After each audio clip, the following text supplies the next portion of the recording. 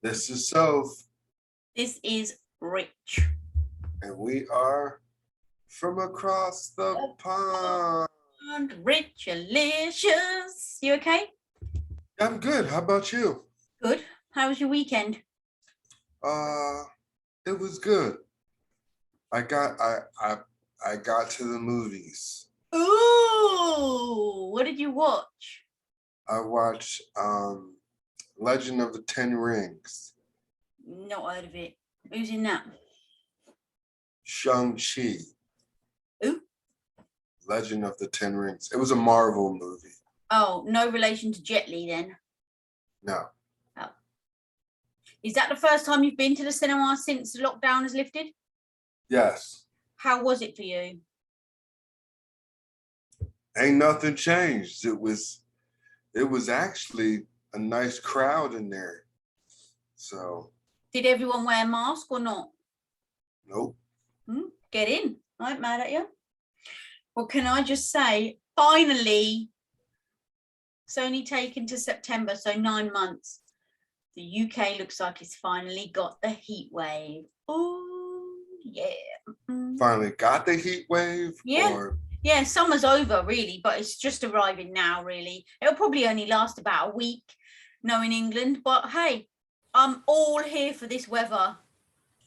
But I thought it was too hot not too long ago, and now it's perfect. But this is the thing. It was humid hot with no sun. So it was humid and hot, but cloudy with rain. Now we've actually got sun. So I'm down for that. Go. I even had a barbecue. When I say barbecue, it's actually just one of those little portable chuck away ones. I haven't actually got a proper barbecue yet. Barbecue is a barbecue, Mama. No matter. Right. See, I knew there was a reason me and you was on the same team. Yeah, barbecue is a barbecue, no matter now, how. Can I just say before we start Serious Sunday? I mean, this is a serious statement I'm going to make, but I am loving the trimmed up tash. You have brought the A game on this Sunday. Thank you. I told you I came prepared this time. I actually went to my actual barber, and I explained to him that there was a mix-up, and he fixed it. Because you have got a public to address, and fans and followers and subscribers. So, you know, to be honest, I'm surprised at the first week when you had that bit hacked off. I'm surprised nobody wrote in and said, who's your new co-host? We didn't recognize. All right, so Serious Sunday. We're going to talk about this subject mainly because A, you've experienced it, and B, it's potentially occurring at the moment. Well, there's a lot to do with it in the news, right? Obviously, what's going on in Afghanistan. We are going to talk about the war, right? Now. War. Yeah. What is it good for? Absolutely nothing. Now, I've done a little bit of research, right? Go for it. Because I haven't really gone in depth or about the war since school. And even then it was only just A, marginally touched on, and B, man, whoever pays attention to school. War has changed, I tell you that much. Okay, so let's go all the way back. World War I, right? Started on the 28th of June, 2019, and it lasted for 4 years till 1918, right? Now, I thought, how did it start? It started when a Serbian shot and killed an heir of the Hungarian Empire, right? And then within a month, the Austrian army invaded Serbia, right? So basically, Hungarian Empire dude was shot in the street by a Serbian. So then bish, bash, bosh, clash. So then the bigger armies in the country became potential threat. This is how I think to myself, well, how does it then become a world war? It's just them two countries with beef, right? Well, apparently other big armies, like the countries formed alliances together. And once they formed alliances, French and Russia formed an alliance. and Germany didn't like it. They was prepared to risk world war just because they didn't like these two countries becoming friends, right? Bizarre. So already we've gone from some dude in Hungary being shot by a Serbian. All of a sudden, Germany, Russia, and France is falling out. Okay, curb that for 1 second. Let's fast forward to World War II, right? That started on September the 1st, 1939, when Hitler invaded Poland, right? So let's just get this right. Hitler, who's German, invaded Poland. But 2 days later, France and England declared war on Germany. So even though Hitler invaded Poland, my theory is, where's France and England coming and poking their nose in? So here I go under the bus, chuck myself under the bus, right? Yes. Chuck yourself under the bus. Just by reading and researching those two statements, there would never be a world war if people mind their own business. Do you understand why? Because the Hungarian and Serbia, they was fighting, but all of a sudden Germany, France, and Russia decided to make friends and get involved, and then they had beef and fell out. But they fell out over something that started nothing to do with them, not even in the same country. World War II, Germany and Poland, and all of a sudden England and France decided, okay, let's poke our two pennyworth in and let's go over there and get hit. Why? Mind your damn business, get on with your own damn self, and there would be no world war. Ain't rocket science, right? I guess. That's all We're I'm going to have saying. wars and rumors of wars until the end of time. That's all I'm saying. There wouldn't have been a World War I or II if people just like World War I, Hungary and Serbia, let them beef it out between themselves. Pop, pop, whoever's going to win, win. There's a winner and a loser. You two go on about your business. Same with World War III. Hitler invaded Poland. Let them pair go off. Pop, pop, whatever, you know. But someone's always got to be the do-gooder. Oh, hell. A bit like bloody Boris Johnson with being the first for the vaccine, being a do-gooder. Oh, I'll do that so that everyone can say, oh, yeah, let me bow down to Almighty. That's what I think, anyway. Like I said, there's going to be wars and rumors of wars to the end of time. Those wars I wasn't around for. So. Me either. And I ain't saying there ain't going to be fights, but there could be lesser fights instead of world war fights if people just don't poke their business in. And you know what? Actually, my brain's working overtime.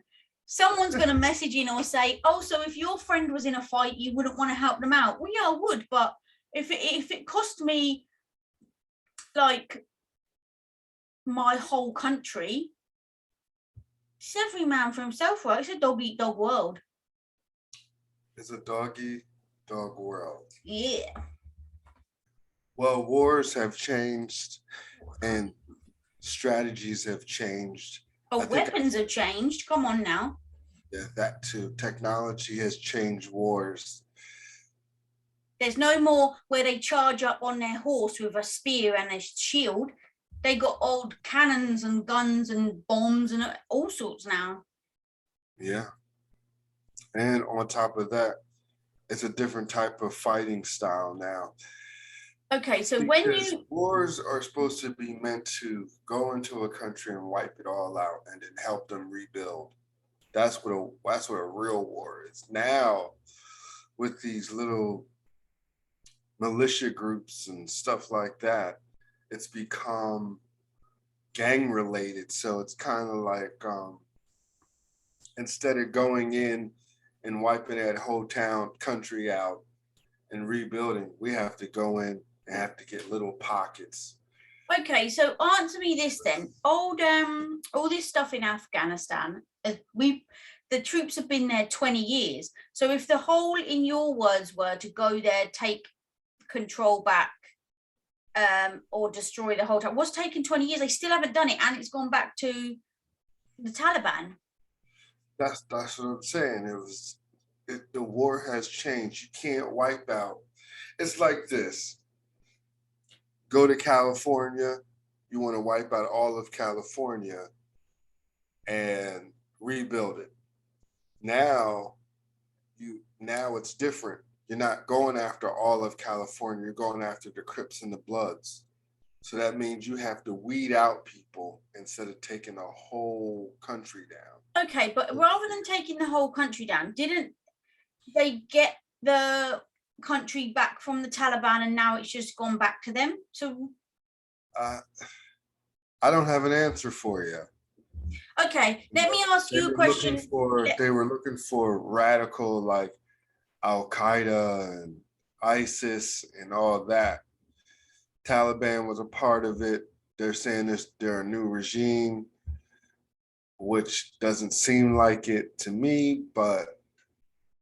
Okay, let me ask you some questions that you might know the answer to then, because you've been to war, right? Right. And like, not being naive, is it like you see on the telly and the films?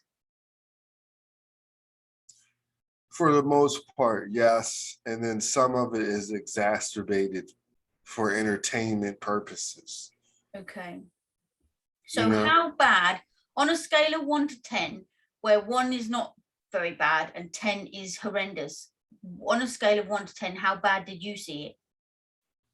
Oh, I saw it on every level from mild to the highest of the highest. Because you got to understand, I was transportation. So when it comes to transportation, we're a main target, because without us, there's no supplies, there's no soldiers, there's no food, there's no ammo. So not being disrespectful or taking anything away, just so I know it's right. When you say transportation, you basically drove the vehicle that took soldiers or supplies from A to B. Right. So if you was driving the vehicle and you got ambushed, would you have to get out and fight like the other soldiers in the back? Oh yeah, you got to get out and fight. So yeah, you got to get out and fight. You got to get out and throw rounds downrange. So who decides what? Do you decide you wanted to just be a driver, or does they decide where they put you? No, you decide. So I chose transportation. So you could have chose to be on the front line if you needed to. If I wanted to. Yeah, that's what I mean. But the way the military is designed is that's why you have basic training. That's why you have basic training, because everybody is going to be a soldier at one point in time. So if my truck were to break down, I'm automatic an infantryman. You see what I'm saying? That's why everybody gets trained how to use a weapon. So were you more than a driver, more than you thought you would be? Yeah. Yeah. You're already trained to be a soldier, period. What I decided to do while I was a soldier is be a truck driver. So that being said, like I said before, once your truck breaks down or something happens to your truck and you're on foot, you automatically become an infantryman, which is. Did your truck ever get attacked? Yes, on many levels. But as you can see, I got all my fingers and toes. Did your life ever flash before your eyes? Oh yeah, numerous times. Numerous. Yeah, that's the thing about being in the military. They train you for your stress level to be like way up here, how to handle it from 0 to 100. So that when you come home, like I came home and stuff that bothered people on a regular day doesn't really register to me. And I'll give you an example. I remember working at this factory and everybody was bent out of shape about working overtime. And I was like, what's the big deal? Because in the military, there is no overtime. You work until the job is done. There is no extra money and these people were like really upset. And I'm like, but you're getting paid extra. I don't understand. So that's the difference between stress levels and So what war did you go to? mine was Operation Enduring Freedom, Oh God, I don't know what that means. which was after Desert Storm. I don't know anything about that either. What's Desert Storm? Desert Storm was with Saddam Hussein Okay. and all that, and then after that, like after he was done and we took over, then it was more or less oil and you know getting little pockets of terrorists and IEDs and trying to help rebuild Iraq.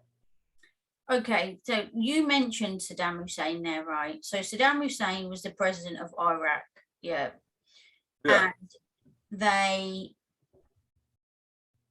got him, like, you saw. I don't know if you must have seen it there, but on the news here, when he finally got caught, like you see people dragging his body through the street. Do you know what I mean?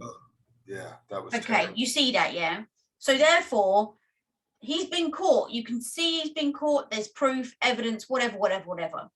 Here I go under that bus. Now, when bin Laden, founder of Al Qaeda, supposedly was caught and captured, you never see a picture of him caught. You never see anything like you did with Saddam Hussein, like his body, whatever. Well, Hold on. Then when I heard a news clip, they said that the US Air Force, military, Marines, whatever, had taken his body into the air and plopped it into the sea. Yeah. Did you hear that too? Yeah. Now I'm going to tell you for a fact, I don't believe it. Why didn't they?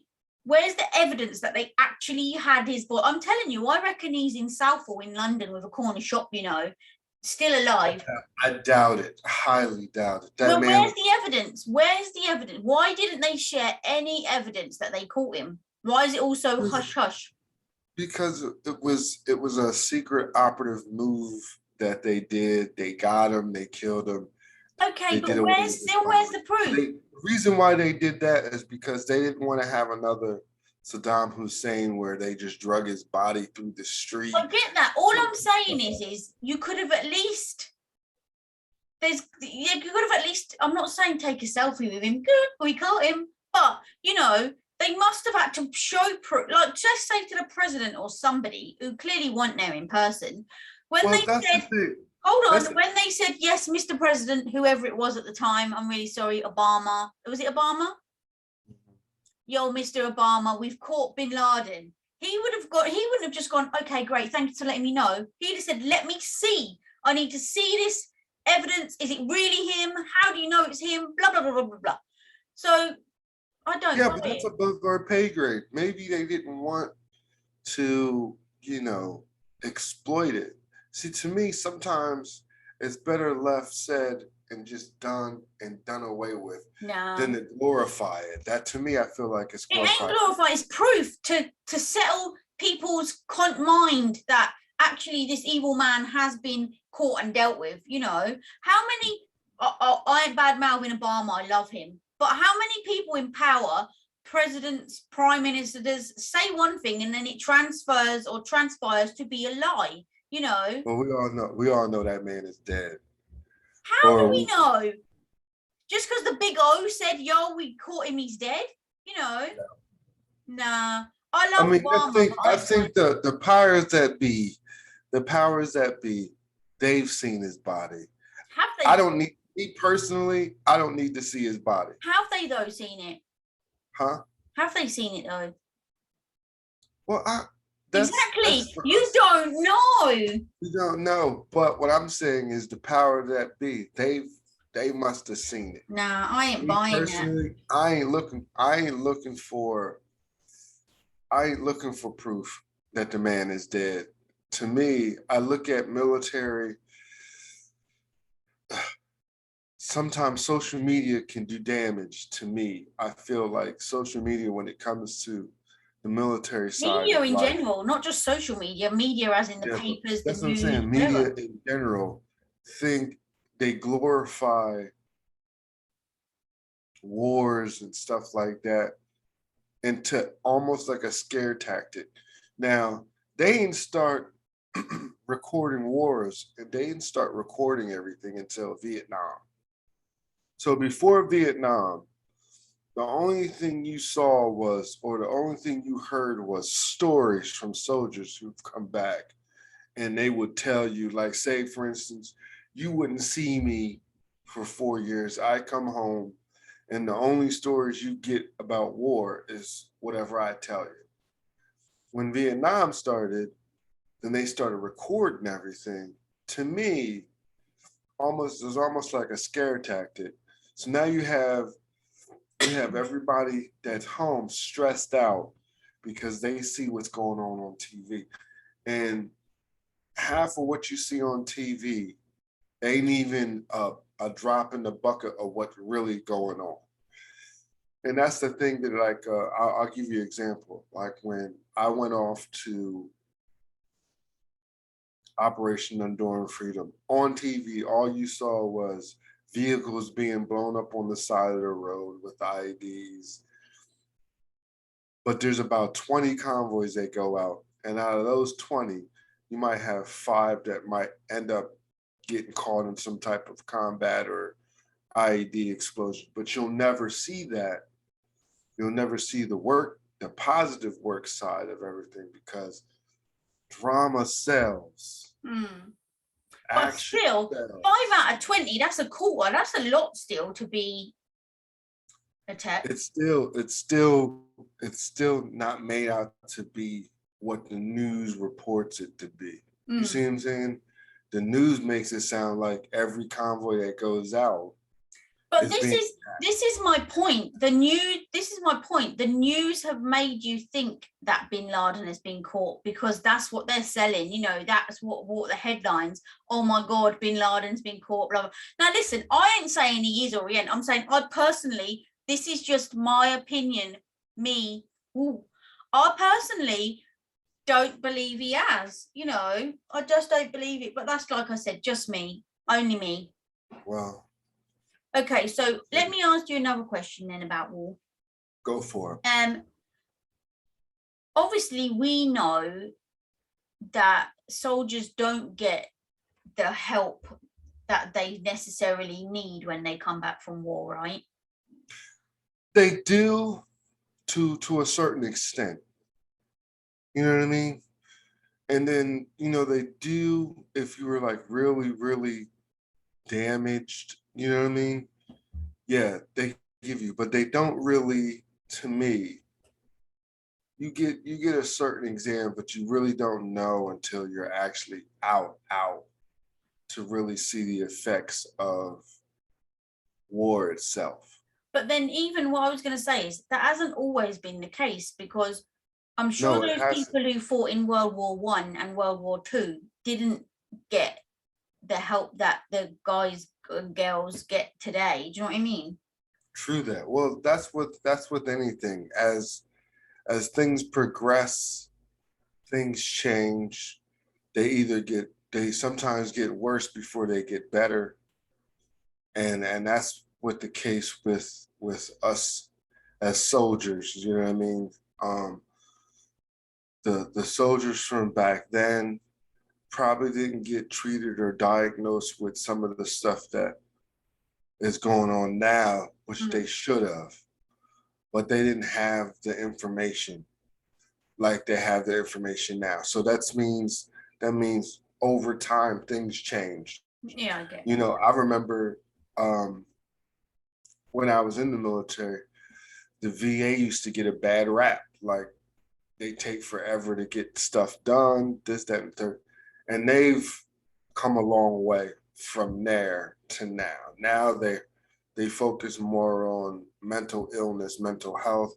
They focus more on, individual treatment specifically designed to that soldier. So, they just don't lump everybody up in one little category. They kind of gotten better with, Hey, my opinion, gotten better with taking care of soldiers individually. And that's just my opinion. so in your opinion, what do you think is gonna occur now with the whole Afghan thing? Because obviously they've given it back to the Taliban. They've taken everybody from the UK, USA troops out of there. Do you think that it's gonna cause more trouble? Well, that's one thing we have to see. You know, that's one of those things where you got to let things be and see what happens. It's one of those, you know, we've given them the necessary tools for 20 years. We've got who we needed to get. You know what I mean? It's a sad situation that we had to pull out, but it was going to happen regardless, whether it had been this year, next year, or a year after And that. do you know? Sorry, I don't mean to be naive. Like I haven't read everything on it, but did they pull out because they felt like they'd done all they could up to this point, or what was the reasoning behind that? I think that's it. I think it was more or less like we're over there. We did what we were said we were going to do. We did it. Now it's time to come home. People want their families home. People want their soldiers home, the fathers and mothers. You know what I mean? Want them home. People want to see their family. So it was going to be ugly, no matter how or when they were going to do it. But do you think that's the end of the beef with them, or not? Do you think there's going to No, be I more? don't think so. If you want my personal opinion, I think it should have been almost like a hardship tour, almost like we would have a certain amount of presence still there. Well, I don't understand why everyone came out all together and not gradually. Do you know what I mean? Yeah. Well, it had to be done regardless. It was ugly. Like I said before, it was going to be ugly no matter what. I think with it being prolonged so long as it has been, it was bound to happen. Whether we won or didn't win or stalemate, whatever the case may be on the situation that they, because it's above my pay grade. So I don't know what the situation was where they felt the need to pull everybody out. Maybe it was just they felt as though it was time. Do you think wars are started on because of ego? Like whoever's in charge of the country, they Well, I'm gonna tell you, whenever we get a new president, we always get tested. Our president always gets tested with rumors of wars, wars in general, because they want to see if the president has the gonads to even either, take up the fight or back down. So every time we get a new president, you're going to have rumors of wars to, like I said in the beginning, till the end of time. And all that is to test the hierarchy's might. You know what I mean? Is he going to be a cowardly lion? Is he going to put up a fight? Is he going to, set the standard, that type of thing. So, So if you was the president, then what's the best way forward then, so there ain't no more war? well, first you gotta look at, because there's always going to be war. That's what I said. There's always going to be war or rumors of war. So, if I was the president, I'm gonna do like most people. I don't think I would put boots on the ground unless necessary. Okay. And then with the technology that we have, you know what I mean? I would go at a technology way. I would go at more of a technical way than just putting boots on the ground, and I would try to save as many lives as I can. And I would probably go the technical way, probably have like some airstrikes or some But then what is, missiles. if you think about it, what is the right way to do it? Because let's just take There Afghan, is no right way. because you saying to kill as many, sorry, as little innocent people as possible then. So what do? Try and remove them from the situation and put them where, like, and if you removed all the innocent people successfully from the country, what would you let them go back when all the bad people had been removed? I don't know. It's one of those questions that's that's going to be left unanswered because the simple fact of the matter is, I wouldn't know. I look at it like this. Afghans, we've had some Afghan translators who have given up their livelihood, put themselves in danger's way to help us. So in order to return the favor, we did the right thing by pulling as many as we could out with their families so that there's no retaliation.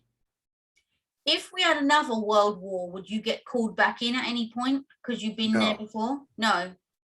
no, unless the only way I could go back is if I volunteered. So basically, when they say, because I remember when I visited Egypt a couple of times on holiday, and obviously theirs has been a very delicate country at times, you know, from one thing and another, a dodgy president. And basically, any young boys, when they leave school, they have to go to the army at the age of 16 for a minimum, I think is 2 years. 2 years, yeah. Yeah, they don't have a choice. And then when they've done their 2 years and they go home, get a job, you know, whatever, if there's a war or anything, then they're called and they have to go. Yeah.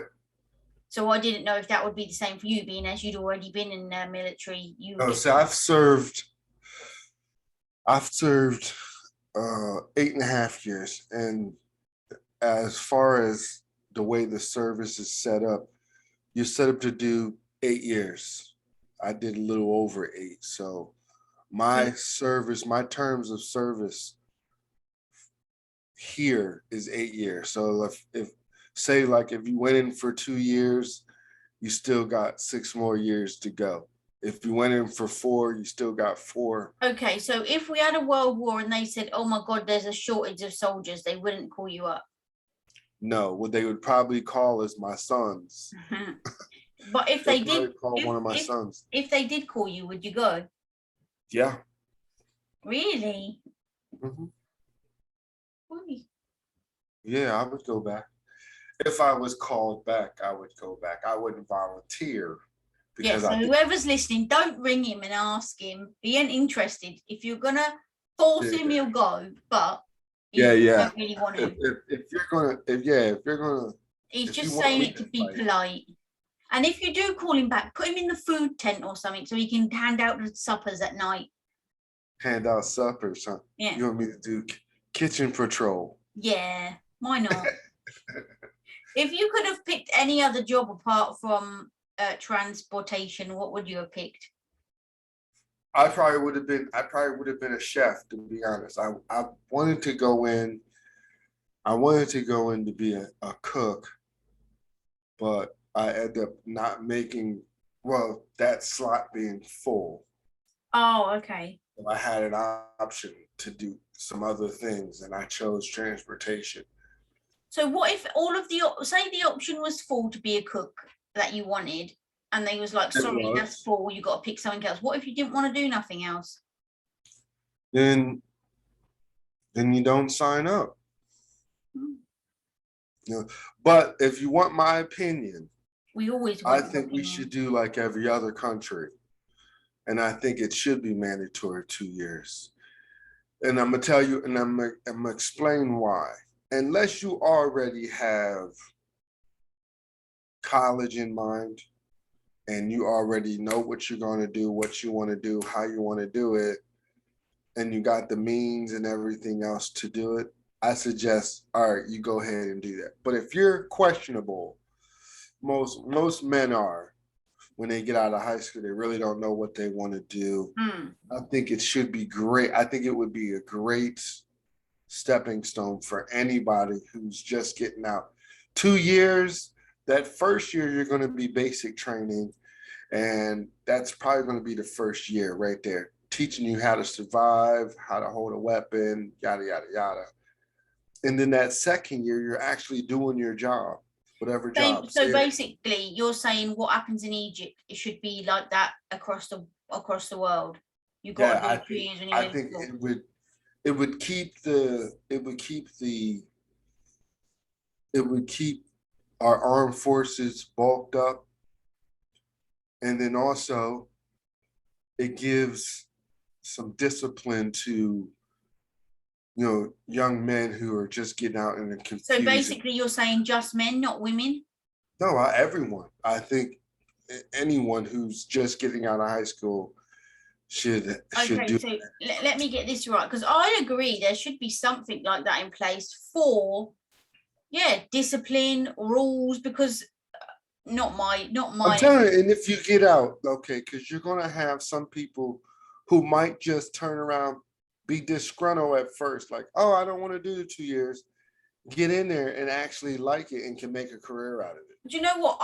Since your generation, my generation, if we are the same generation or whether the one after me, that's when I think respect seemed to start going downhill. Like, and when you look at youths nowadays, they ain't got no respect, no manners. They don't really care.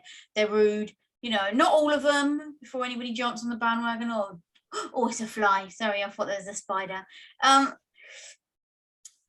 So I think it would be good for that reason to teach you discipline, respect. And then you learn a trade, life skills. Yeah.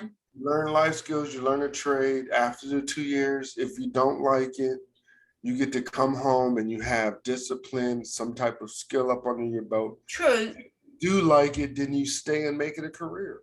But like you said, I think it should be, if you have a career path that you want to go to, like say I wanted to be an accountant and I'll go to college, uni or whatever, get my diploma to be an accountancy, fair dues, we're going to give you, you get the opportunity to do that. If it don't work out, then you're being dumped in the army.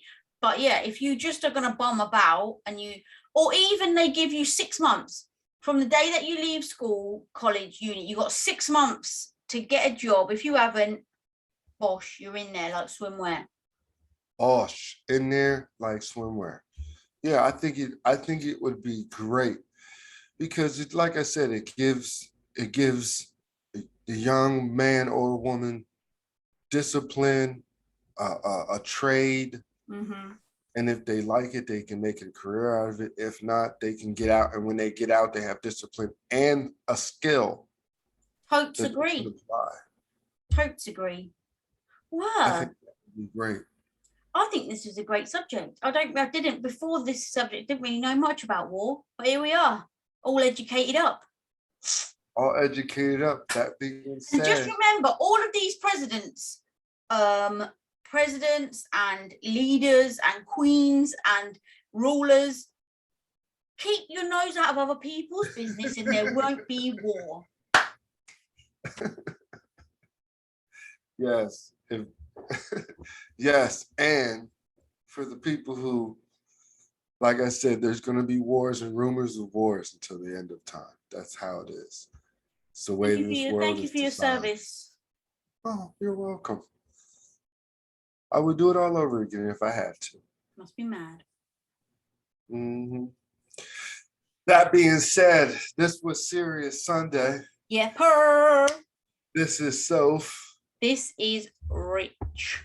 And we are from across the pond. If you ready to go across the pond with Rich and Soph. All right, now holla at me if you ready to go across the pond with Rich and Soph. All right, now holla at me if you ready to go across the pond with Rich and Soph. All right, now holla at me if you ready to go across the pond with Rich and Soph. All right. To be honest, all right. Well, I guess we'll see you on Wednesday. Just listen to and like I said, for you folks out there, don't forget to click like and subscribe. Exactly, and check out the merch on the website. But quickly, going back to war, listening to that jingle, I reckon that's what they should play. So say like UK and the USA was going to go to war. UK should say to the USA, holler at me if you're ready to go. Then they should play the jingle and they'd be like, all right, when they're going to the front line. Make it much more fun, I say. War is not fun. War is not fun. What can you say? All right, well, I'm going to see you Wednesday for our secret meetings. And we'll Yes. see these guys Friday. And don't Yep. forget to check us out on Spotify. Yepper. Yepper.